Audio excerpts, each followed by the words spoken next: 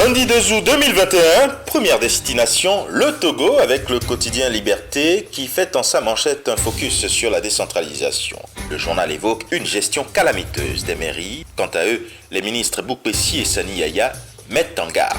Insécurité et mauvais état des routes de la région de l'Est, c'est ce qu'on lit en manchette du quotidien L'Information pour tous, qui poursuit en informant qu'une marche de protestation serait tenue des différentes populations des 5 provinces. L'accès au gouvernorat, quant à lui, a été refusé. Si rien n'est fait, nous allons descendre dans la rue. C'est ce qu'on lit en manchette de l'Express du Faso, comme pour rebondir sur l'actualité précédente. Et puis en Côte d'Ivoire, avec le Patriote, des propos de Patrick Hachi depuis Adzopé. Le Premier ministre affirme que Ouattara aurait transformé le destin d'un peuple. Le Jour Plus évoque la rencontre Ouattara-Gbagbo en disant que le cardinal Koutoua fait des révélations. Le Nouveau Réveil, lui, évoque la restitution des séminaires éclatés du PDC-IRDA samedi dernier. PDC-IRDA, la base donne sa recette pour un nouvel envol. Le Sursaut, lui, explique comment Gbagbo va tout faire pour accélérer le retour de Guillaume Soro. Au Sénégal, la psychose du coronavirus en manchette de Vox Populi. Chiffre de la peur, Delta infecte les cas à 70%.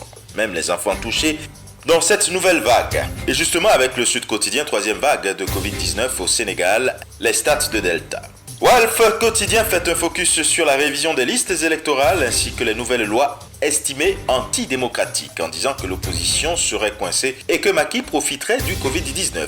Révision des listes électorales pour le quotidien, le FNR ouvre notre front. L'opposition réclame une mesure transitoire exceptionnelle pour les primo-votants. Elle propose un extrait de naissance ainsi qu'un certificat de résidence à la place de la carte CEDEAO. Et puis le Soleil s'intéresse à la visite du président Macky Sall à l'Institut Pasteur en charge de la production locale des vaccins. Et il dit « Vous avez tout le soutien de l'État ». Ici, Macky est plutôt pilori. Nous sommes avec 24 heures. Gestion du Covid-19. Macky au pilori, Sonko en blouse blanche. Au Bénin maintenant, intense activité politique du bloc républicain dans le Zou. Le matinal écrit que des inscriptions seraient massives au bloc républicain. Célébration de la 61e fête nationale de l'indépendance, c'est ce qu'on lit avec la presse du jour. Talon tout aussi engagé que lors de son premier quinquennat. Idem pour l'événement précis, célébration de la fête nationale du 1er août, une célébration sobre où Talon s'engage pour la femme et une décentralisation réformée.